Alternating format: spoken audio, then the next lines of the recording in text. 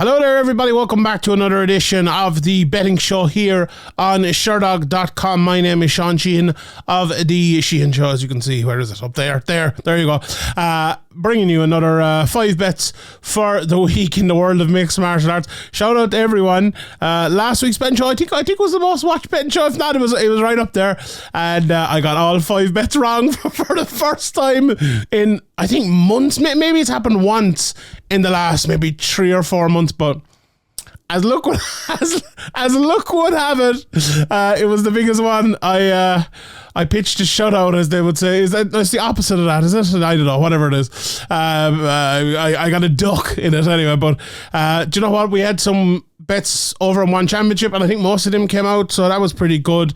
There was a couple of underdogs I gave there as well, so not a bad night, I think. And I did suggest Makachev by submission as well, so no, we'll live to fight another day, I suppose. But as I always say, bet responsibly. If you bet responsibly last week, you can bet responsibly again this week. So it's all good, and we'll carry on to this week's cards. Look, we've a Bellator card this week. We've a UFC card this week.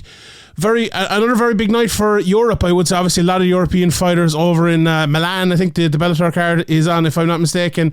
And obviously, we have Arnold Allen in the main event in the UFC as well. So a big night. And do you know, there's a couple of very, very good fights and a couple of very good fighters.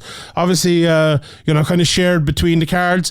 So, if you wake up on Sunday morning maybe and you want to watch an amalgamation, you could probably pick out 5 or 6 very, very good fights from these two cards. And that's kind of what I've done here. I think I've picked my bets from maybe the pick of the fights over the weekend, so we can kill 2 birds with one stone there. We can watch the fights that are good and also the fights that we bet on. So what's not to love about that? Let's get into it. So, and first bet of the week, I'm starting at the main event of the UFC, and I'm going for Arnold Allen to win straight up at minus 130. And this is a fight I've thought a lot about over the last couple of days here. I was talking to over on the Severe Met podcast with Graham about it at the weekend, and we were kind of torn, I suppose, on how this fight would go and who would win, and just giving a little bit more thought to it. Maybe obviously thinking about who to give the bet to. You could really go either way here. There's definitely a convincing argument for Kattar to win. There's definitely a convincing argument for Arnold Allen to win. The one difference, I think, and I've said this for the last couple of Arnold Allen fights, and I've been right. And I maybe I'll get into it a little bit more the rest of the fight, but his strength is such a big component of Arnold Allen. It's like, and I know his father is like, he's in the strongman or weightlifter, whoever it might be, and I'm sure that helps. I'm sure that, the stock is there, but also the training, the ability to add that strength to your game, I'm sure is there as well from his father. But he has it. He looks, I don't know, is naturally strong the right word in terms of, I'm sure he's put in a lot of effort into becoming that strong, as well as being a naturally strong guy. But for a guy who, doesn't maybe look that way, if you saw him walking down the street, by God, all his fights really show that.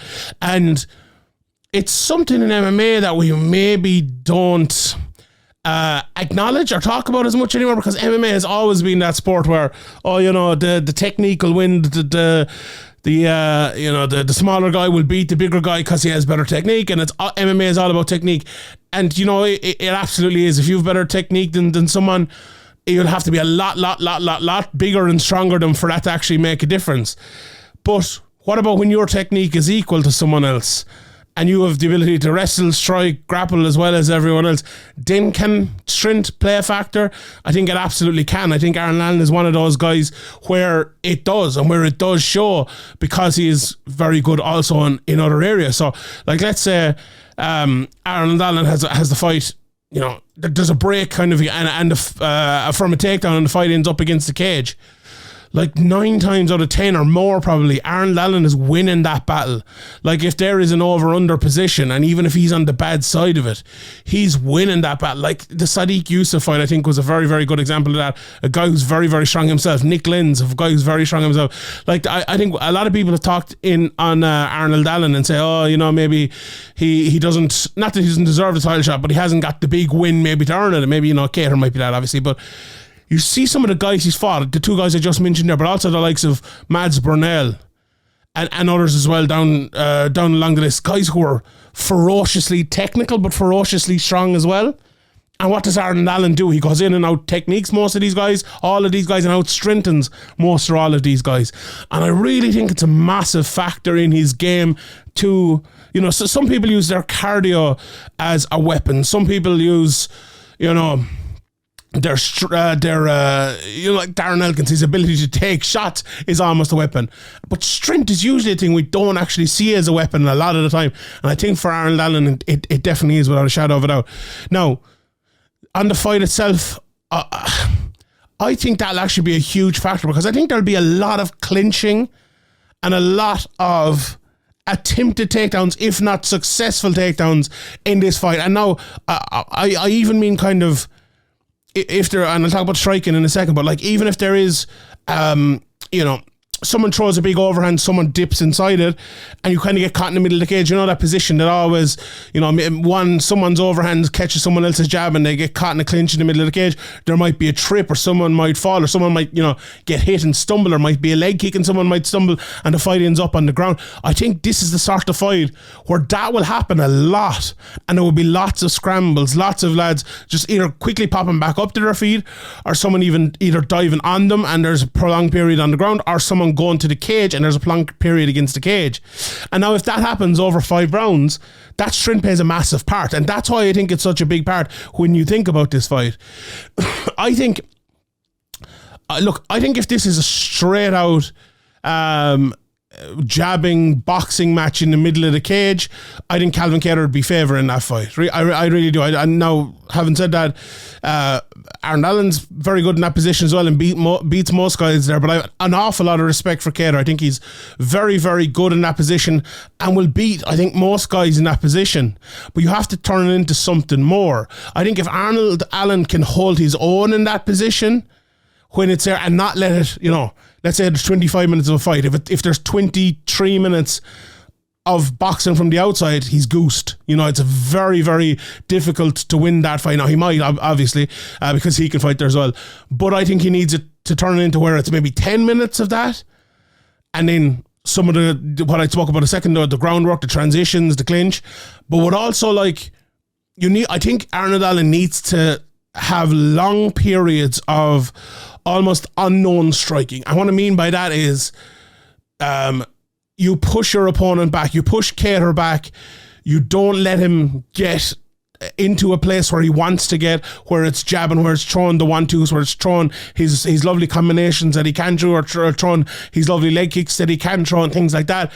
And even when he does throw them, I think you need to create a spot after that where there's not necessarily dirty boxing in the old term we know it, but kind of dirty inside, throwing big overhands across, just making it kind of non-conformist, if you want to put it that way.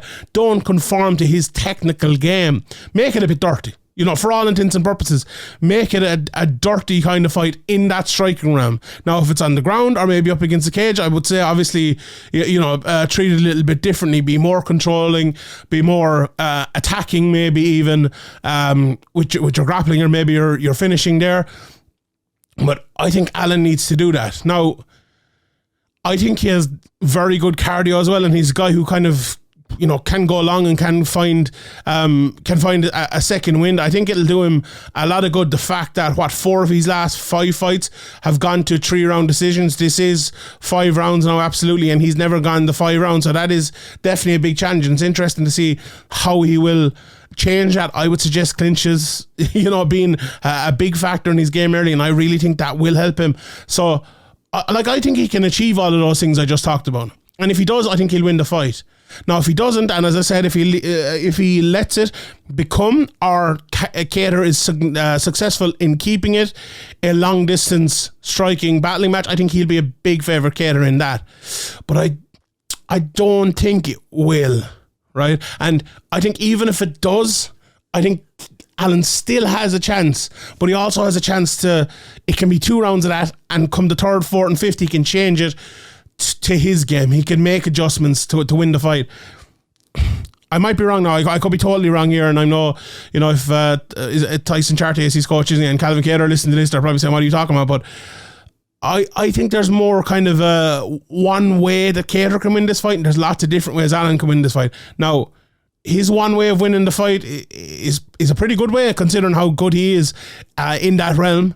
But yeah, I'm going for Allen. I'm going for Allen because of all those reasons suggested. And look, if the cardio holds up, if the strength advantage is there, and if he can turn it into that dirty sort of fight when he needs to, yeah, I think it's there for him, and I think it's a very winnable fight. And I like that price, minus 130.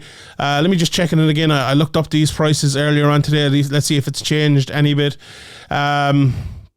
He's minus 120 now, but it's, some places minus 130. I see minus 115 actually. I'm sorry, minus 110 in one place as well. So, it's dead even in one place here, Kattar and Allen. So very, very even betting. If you want to wait on maybe till later, I'm not sure which way it'll go. Allen was definitely further and more of a favourite over the last day or two, but still very much, we're a couple of days out still, so we'll see how, I suppose, that betting goes. But as we say, minus 120, minus 130, right about now, I like that price. Right, we'll go to bet number 2 for the day, and I'm going to head over to Bellator here. The second bet for today, I'm going for Saul Rogers in his fight over at Bellator. And he is, let me just check in, he's minus 400 in that fight, but he's fighting Tim Wilde. So if anyone knows Tim Wilde, he's been around for a good while now. He's 35 years of age.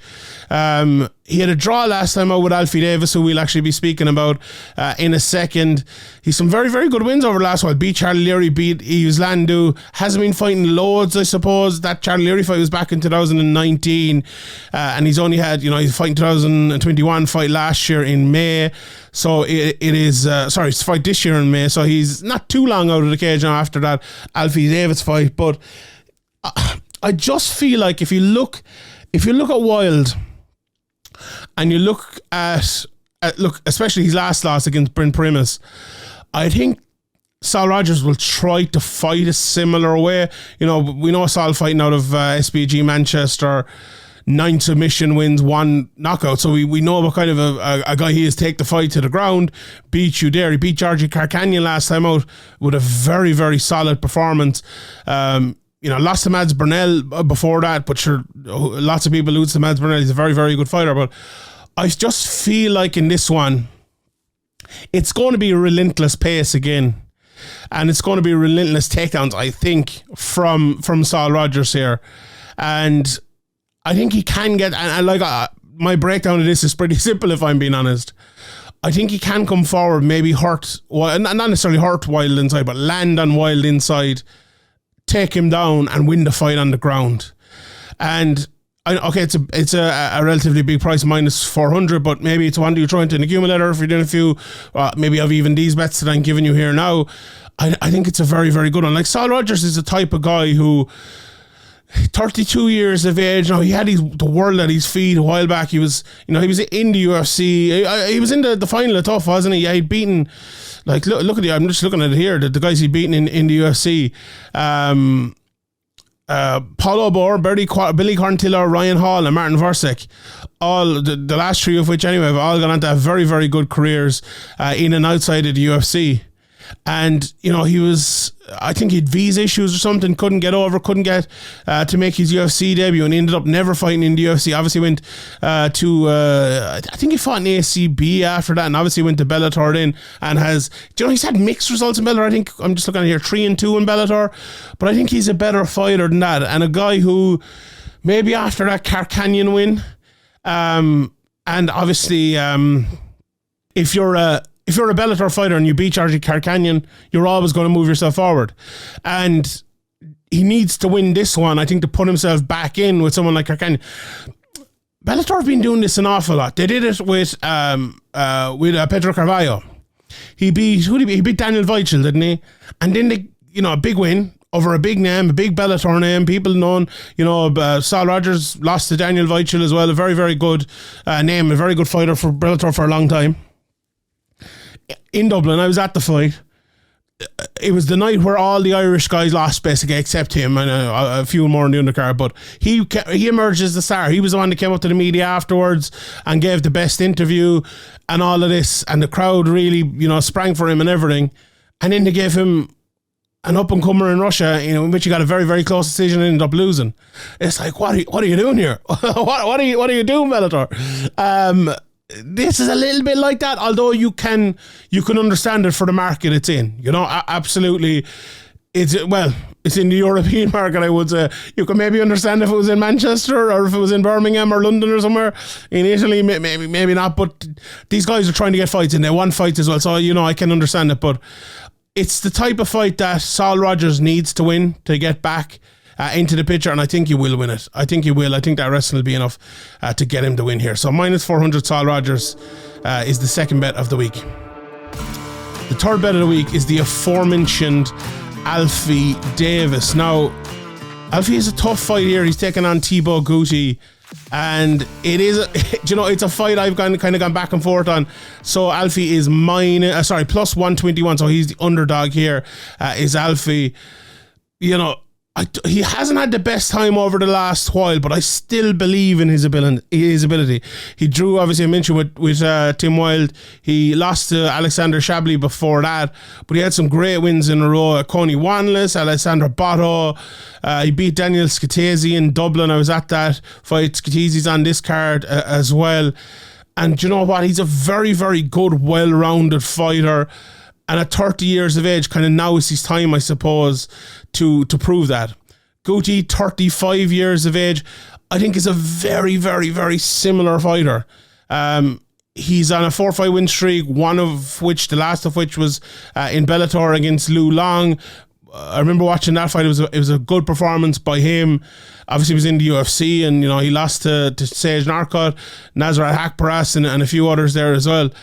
But I don't know if I said it there a second ago, but I meant to say very similar fighters, the two of them. I just think both well-rounded, effective, good outside strikers who can come in and take you down if they need to take you down. Gouti has 6 submissions and 6 KOs. He can fight on the ground as well as standing up. Of the 8 finishes that Alfie Davis has, it's 5 and 3. Spread out through knockouts and submissions. And fighting a London Chew fighter as well, he's going to be well prepared. I think the one difference, and I've watched loads of Alfie Davis over the years, but I went back and I watched some Thibault Gouti just before this. And I think the one difference here might be that 5 years of youth that Alfie Davis has on Gouti, and I think that speed advantage, if it's there for Alfie Davis. Now, it's very hard to tell, looking at two lads separately. When they go in there, it might be very, very different. And we always hear that in different combat sports. You can't really tell the speed advantage till speed goes against speed. But to me, it looks like Alfie Davis could be the faster man. And I think if it turns into the fight I'm expecting it to be, which is kind of not necessarily an outside fighting match, with both lads coming in fast from the outside to land their strikes and getting back to the outside again. If Davis can take that initiative, be first and be faster, I think he can win this fight. It's a very, very tough fight. It's a very, very tough fight because you look at Gouti, and I think he probably hits harder than Alfie Davis. If he threw 10 shots and you added them all up, his 10 shots would probably be harder than the 10 shots Davis threw, if you get me. Maybe one shot. Davis can hit very, very hard. There's no doubt about that. Maybe with that, Davis would hit harder, but I think the accumulation would be better from Gouti. So I think the key here really is for Davis to kind of stop that accumulation from happening and accumulate shots yourself. And if he does that, if he can do that, if he can be first, if he can push that pace, if he can break the kind of the forward pressure of Gouti, and it's not even forward pressure, it's just maybe the forward momentum or the landing first when he goes forward of Gouti, I think he can win the fight. it's a tough one. It's a very, very tough one. But it's a massive fight as well, because you drew your last one. You'd lost the one before that. I think Alfie Davis was seen as a guy who they wanted to push. He was supposed to fight Miles Price after Miles Price beat Peter Queally in that massive fight they had in Ireland, where the crowd were really behind him and all, and they wanted to make Davis kind of the next guy and maybe get him a win over Miles and push him that way. And to get that position back, you must win this fight. So for Alfie Davis, for Saul Rogers, I'm picking them. I believe they'll win. I believe they're the better fighters at this point in their careers, but I also think they have to step up. They're massive fights for both of them, and I'm going for both of them here. But in this bet, I'm going for Alfie Davis to take it at +121. Right, my third bet from Bellator and my fourth bet overall, and then I'll pop back to the UFC for the flyer of the week. But the third bet is Costello van Steenis, and Costello. You're probably thinking, Costello van Steenis. How do I know that name? And he's fighting Kamil Oniszczuk. I should have asked my friend Sean Denny about the pronunciation of that one before I came in here. But minus 250 as well. I think that price is actually shortening a little bit. So let me just check here again. He was around minus 300 when I checked first. He's still at minus 250 here. This line has gone from it's gone from actually minus 195 to minus 350-ish. What was it? Minus 275, I think it was. Now into minus 250. It's a line that's all over the place, and I can understand it in a way. But as I said, if you're probably thinking, who's Costello van Steenis again? He's that guy who beat Fabian Edwards, who we'll talk about in a minute, back in 2020 in September, in that obviously very close decision in Milan again. And he hasn't been seen since. I think he got an injury and he was out for a while. But, he was on a great run before that. Okay, he lost to John Salter, but he beat Mike Shipman, beat Chris Honeycutt, Kevin Fryer as well, and was on a great run in Bellator after signing with them. And looks a very, very, very good fighter. 13-2, a great record as well. Only 30 years of age. And can fight all around. Can fight on the ground. Is great wrestling and is a very, very good striker as well. 2 years out of the cage is the interesting part for me, and I think that's why this line is probably as close as it is. Although you're looking at minus 200, minus 250, sorry, maybe coming down to minus 200. It's not it's not exactly a small price, but it's not a big price either. So I look at this fight. I watched some of Kamil, and I think the way he fights is very much a kind of a big man game. Costello van Steenis is 6'1", Kamil 6'3", and fighting in the this is at middleweight, I believe, isn't it? Fighting in that 185 pounds division.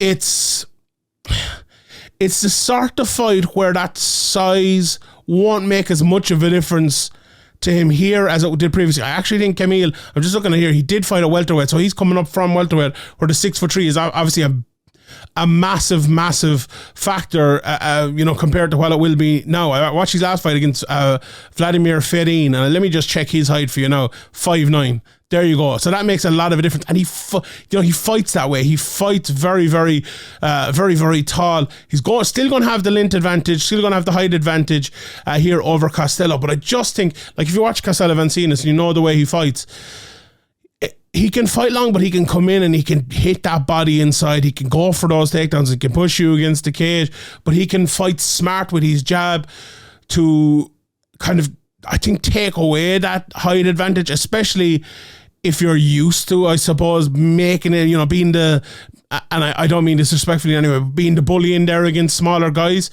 I don't think he's going to do that to Costello van Steenis. And if he can't, I think it's a fight that, in your first big fight in Bellator against a guy who is, right up there towards the very, very top. Now, he has fought in Babylon, ACA, and other places. No, by no means small shows, but Bellator might be a different level again. And we saw, the crowds in Italy recently have been absolutely insane altogether. It's a whole different kettle of fish, and if there's any bit of panic there at all and you're fighting a guy like Costello van Steenis, I think it's going to go pretty badly wrong. Now, having said that, all this is predicated. If you believe 2 years and if you believe that's going to be an issue, I would suggest don't take this bet at all. But watching both of them, watching tape back on both of them, I do give Costello the big advantage, and if he is near his best, I think he will win this fight. So yeah, all in all, I like that price at minus 250 for Costello van Steenis. Right, the flyer of the week. Do you know what? It's an interesting one, because I'm going for, I'll tell you first of all, I'm going for Khalil Rountree Jr. to win by TKO or KO on round 1, and it's at plus 550. Khalil, he's fighting Dustin Jacoby, and first of all, just on Jacoby, 18-5, 11 KOs from himself. And he's the type of fellow who goes for it early as well. Knocked out Da Young Jung in the first round, knocked out Darren Stewart in the first round, knocked out Justin Leday in the first round. So he's not the type of fighter who stands back and waits for you. He will go for you. Now, he's a few longer fights as well and a few decisions. Don't get me wrong. I'm not just saying he's a one-shot, one-round wonder or anything like that. But he is the type of fighter who will open up. So if you're back in the first round knockout and you're back in Dustin or you're back in Khalil, I can see the logic behind it, put it that way. On Khalil, do you know what? He's one of those guys that at his best, if he turns up at his best, he can beat almost any light heavyweight in the world. And I genuinely mean that, almost any. Now, maybe not Prochazka, maybe not the very top of the top, but he's beaten Paul Craig.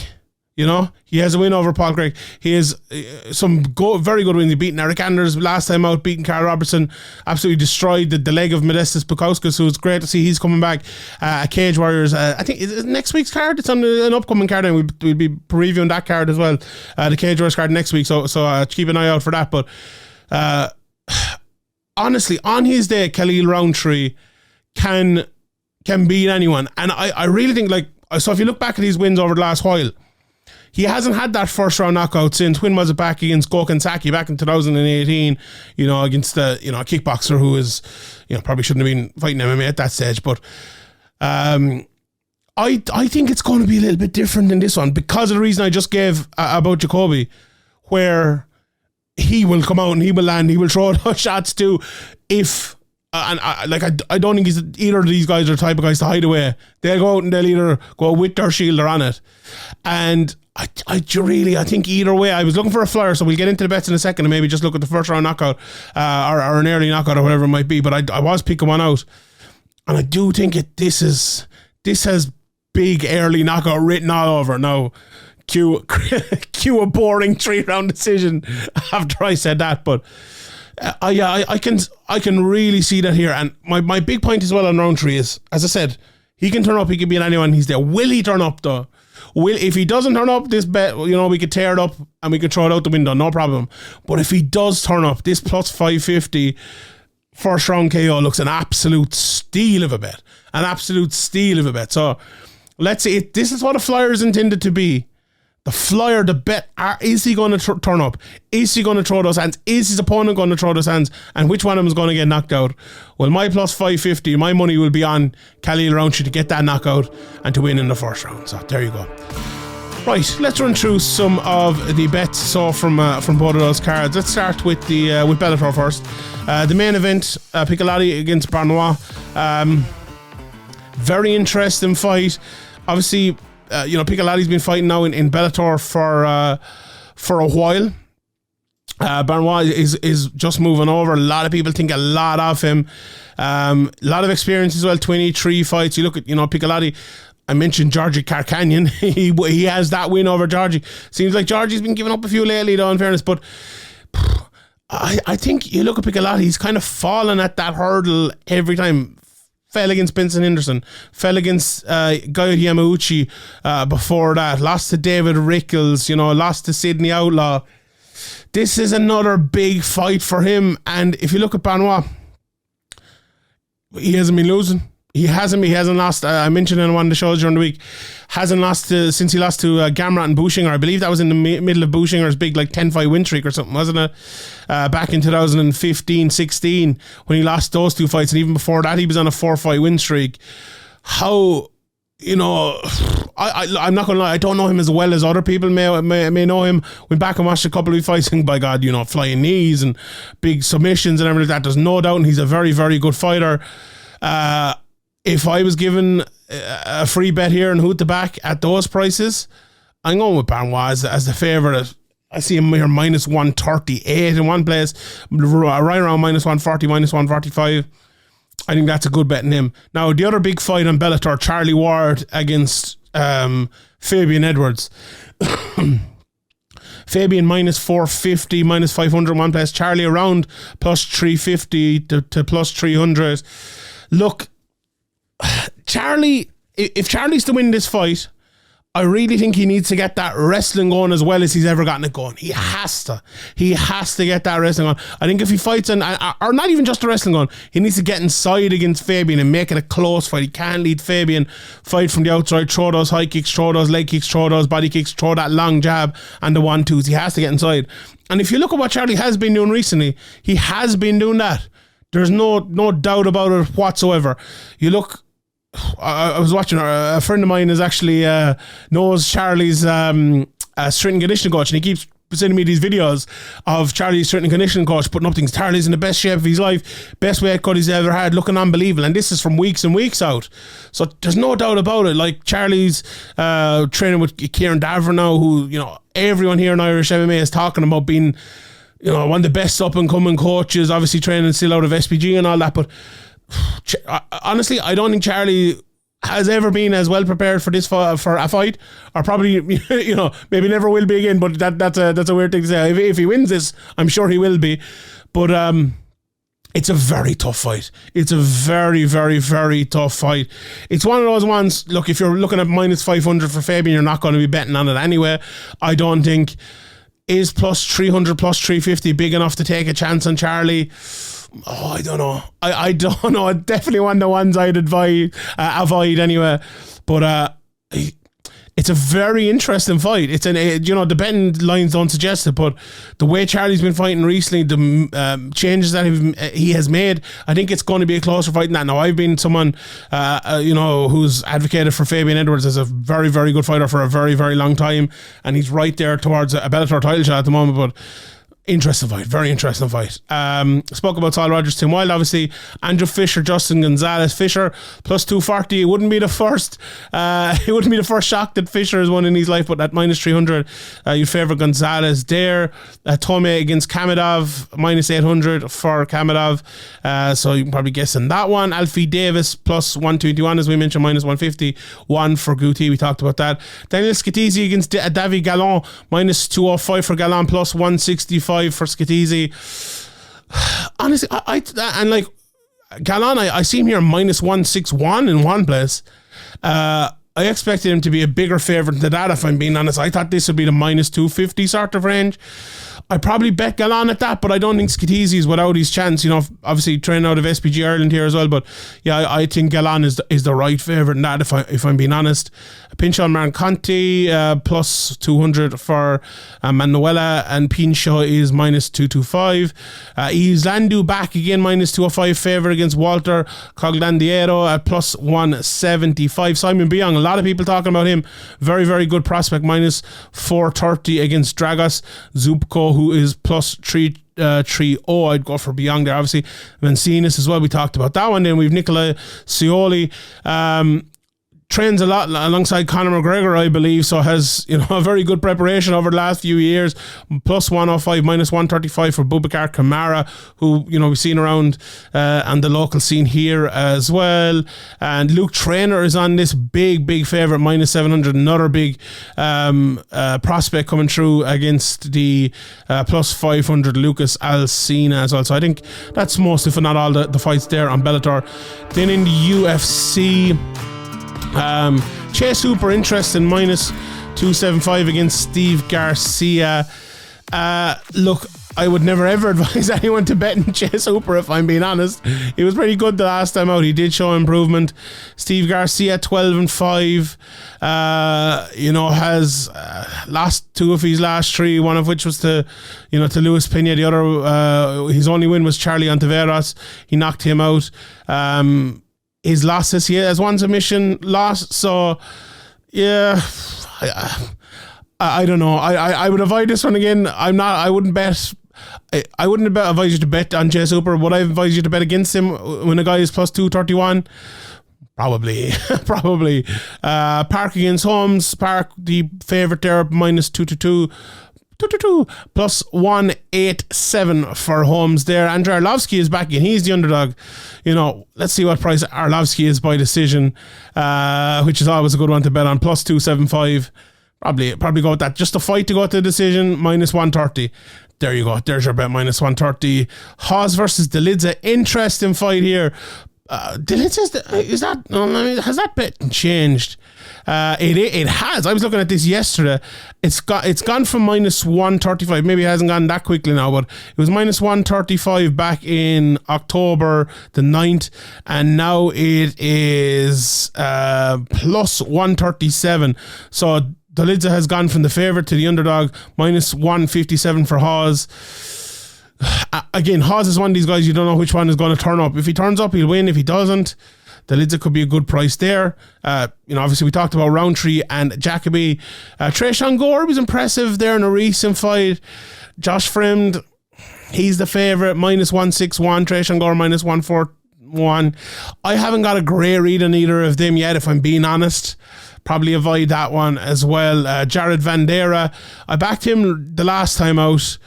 He let me down. I won't be backing him again, even though he's plus 167, minus 192 for Waldo Cortez Acosta. Very interesting fight between Max Griffin and Tim Means. Max Griffin minus 172, plus 142 for Means. Look, Means is a very hard out. Can Griffin keep going for 3 rounds to beat Means in that sort of fight? I think he probably can at this stage of Means' career, so I would probably advise to bet on Griffin at that price there. And in the main event, Allen against Kattar, minus 120, minus 110 in some places for Allen, plus 100 for Calvin Kattar. Now, I was looking at this fight to go to decision, minus 120 straight up as well. I like that an awful lot.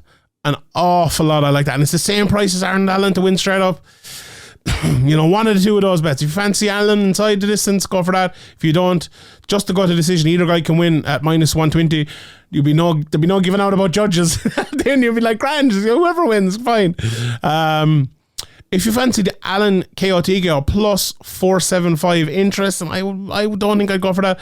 Plus 285 for Kattar TKO KO. Allen submission, plus 900. Wow, that's a big one.